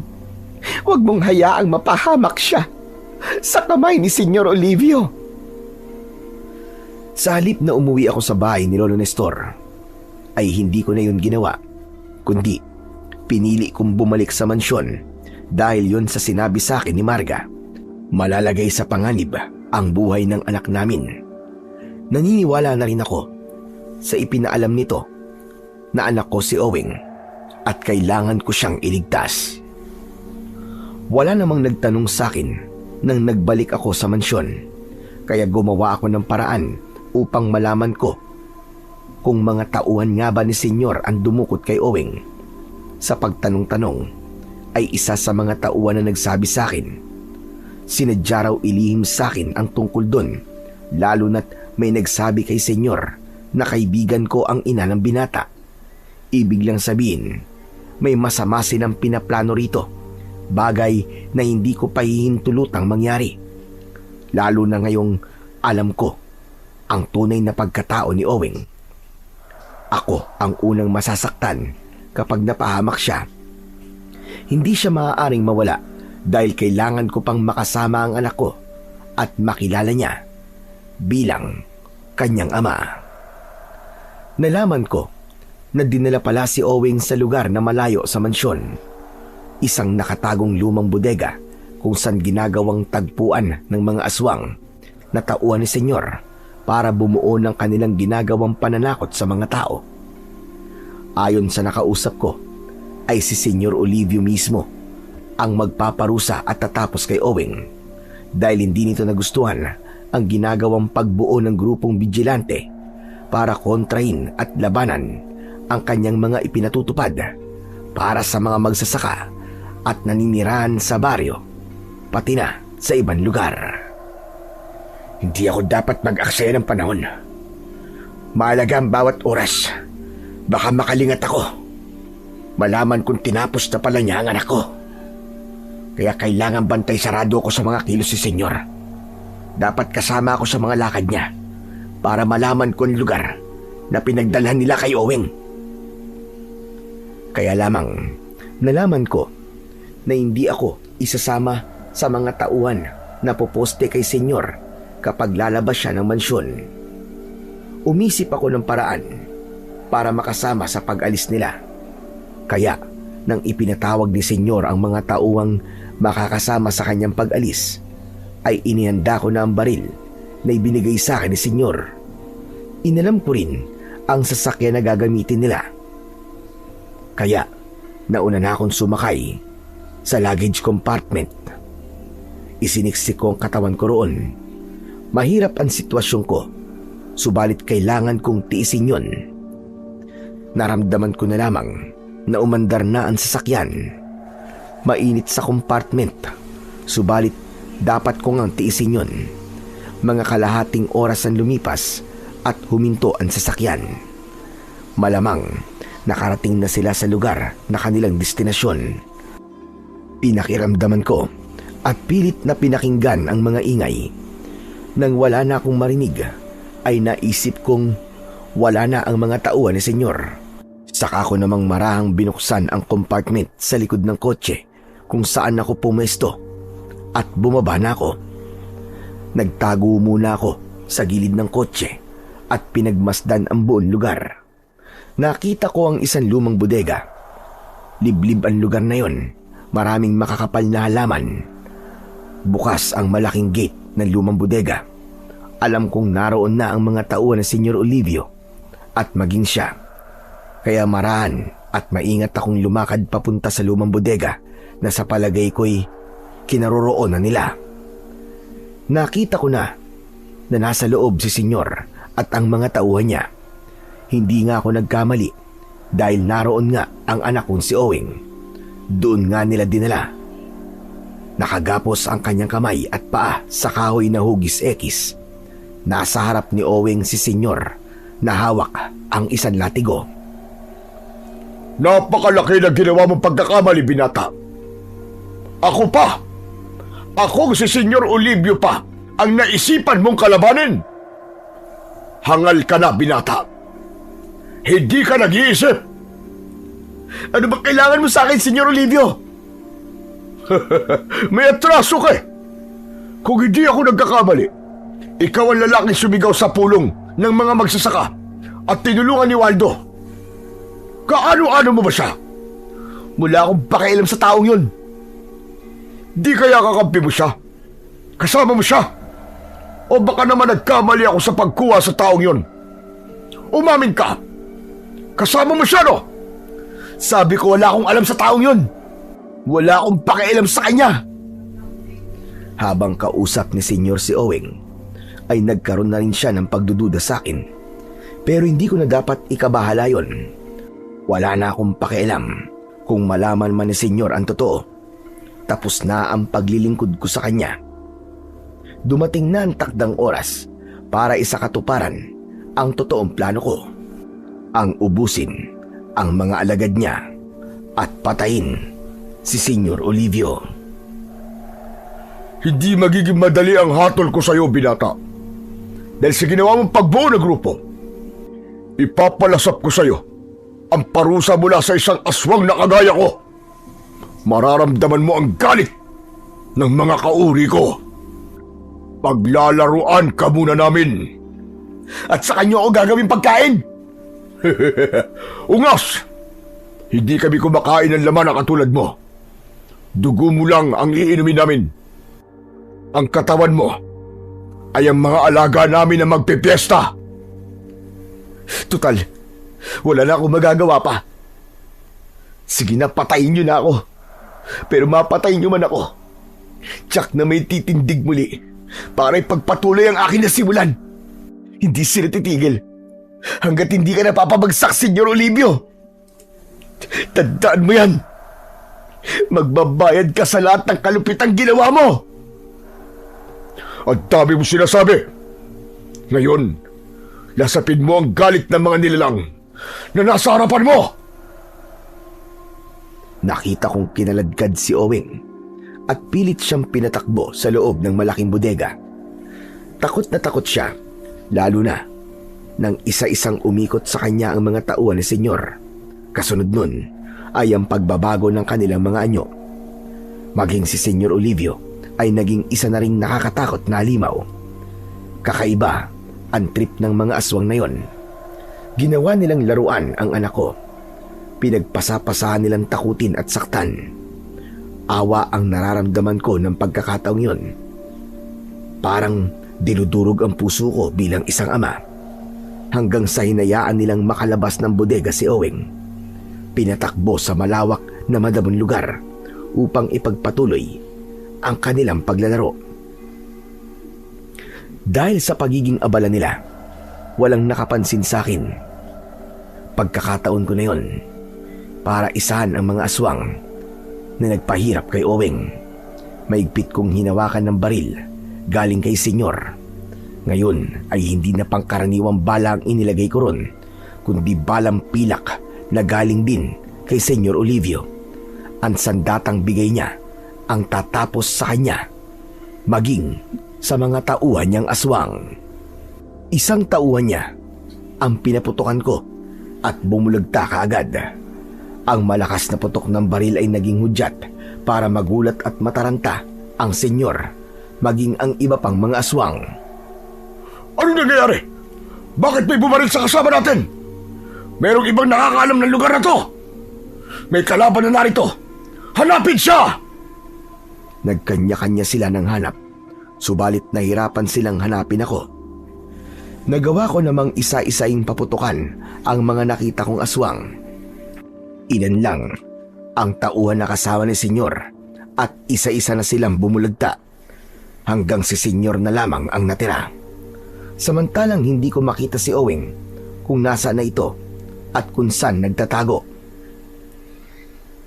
Huwag kang duwag! Kung sino ka man, harapin mo ako! Magtuos tayong dalawa! Tila hinahamon ako ni Senyor Olivio. Akala yata niya ay malilinyang niya ako. Kaya mula sa mayabong na halaman na kinaroroonan ko, ay inasinta ko ang aswang na si Senyor Olivio. Kinalabit ko ang gatilyo ng baril at tinamaan siya sa kanyang dibdib. Loko! Sapul ka ngayon, hayop ka! Tignan ko lang ang yabang mo! Kaya lamang, nanatiling nakatayo si Senyor. Ang bala na tumama sa kanyang katawan ay dinukot lang niya gamit ang kanyang matulis na kuko. Pagkatapos ay naghilom man sugat sa kanyang katawan. Saka pinitik niya ang bala at bumagsak sa lupa. Mukhang hindi nga siya nagyayabang, kundi totoong hindi ang bala ng baril na hawak ko ang papatay sa kanya. Nagdulot yun sa akin ng pagkabahala. Paano ko papatayin ng aswang kung hindi niya iniinda ang armas ko? Naramdaman niya ang kinaroroonan ko dahil sa paggalaw ng mga halaman. Lumundag siya papunta sa akin, kaya ganun na lang ang pagkagulat niya nang makita niya ako. Ikaw? Ikaw ang tumapos sa mga tauhan ko at planong pumatay sa akin? Oh, dahil hindi dapat binubuhay ang katulad mong demonyo. Hindi pala dapat kita pinagkatiwalaan dahil traidor ka pala. Hayop ka! Mas hayop ka! Isang halimo na hindi dapat binubuhay. Kaya tatapusin na kita! Ulol! Anong tatapusin? Akala mo yata ay matatapos mo kung gamit ang sandatarian? Nagkakamali ka! Habang nasa harapan ko si Senyor, ay napansin ko ang paggalaw ng halaman sa kanyang likuran. Biglang lumabas doon si Owing na may hawak na matulis na kahoy. Dapat ka nang mamatay!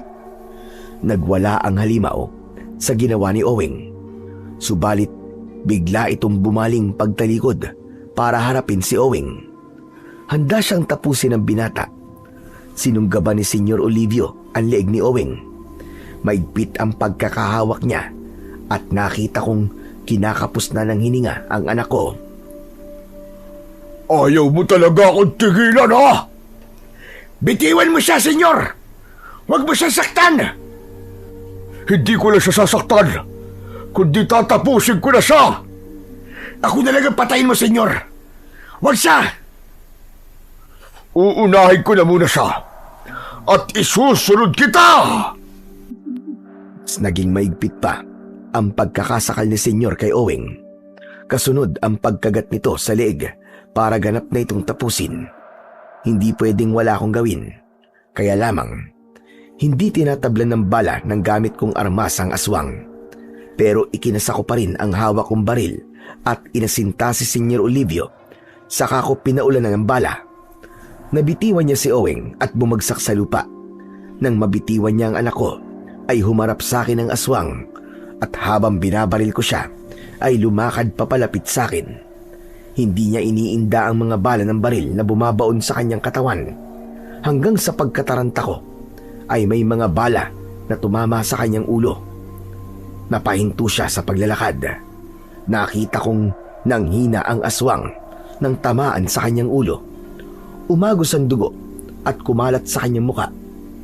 Saglit pa ay napaluhod na siya at nanghihina ito hanggang sa tuluyang tumimbuwang. Saka ko lang naintindihan na sa ulo pala ang kahinaan ng aswang na yon. Inubos ko na natitirang bala sa kanyang ulo. Halos magkanda butas-butas yun sa tama ng bala. Dumako ang atensyon ko kay Owing. Puro dugo ang katawan at may malaking sugat sa kanyang leg. Hindi ko alam ang aking gagawin ng pagkakataong yun. Paano ko ba siya tutulungan? Lumuhod ako sa kanyang harapan dahil nais kong yakapin ang anak ko habang tumutulo ang aking mga luha. Owing anak, lumaban ka. Hindi ka mamamatay. Magkakasama pa tayo. Huwag kang susuko, anak. Lumaban ka! Habang nasa bisig ko ang nahihirapan kong anak, ay napansin ko ang itim na telang pulseras na ibinigay sa akin ni Lolo Nestor. Inalis ko yon at inilipat sa braso ni Owing. Hindi ko alam kung may magagawa ito para iligtas ang anak ko, pero ayon kay Lolo Nestor, ay may magagawa ito sa panahong kailangan ko ng tulong. Pagkasuot ko ng pulseras kay Owing, ay sinabayan ko ng pag-usal ng panalangin habang nakapikit ang mga mata para sa kaligtasan ng anak ko. Pagkatapos kong manalangin, ay idinilat ko ang aking mga mata. Nakatitig sa akin si Owing at naroroon pa rin ang sugat, subalit hindi na ito naghahabol ng hininga. Hindi na rin umaagos ang dugo. Anak, ligtas ka na. Ligtas ka na, anak ko. Salamat sa Panginoong Diyos. Noon ko napatunayan na may bisa talaga ang telang porselas na bigay ni Lolo Nestor. Nakatitig lang si Owen sa akin.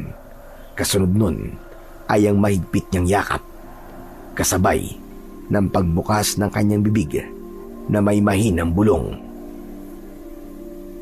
Tay, nagkita rin tayo, Tay. Sorry.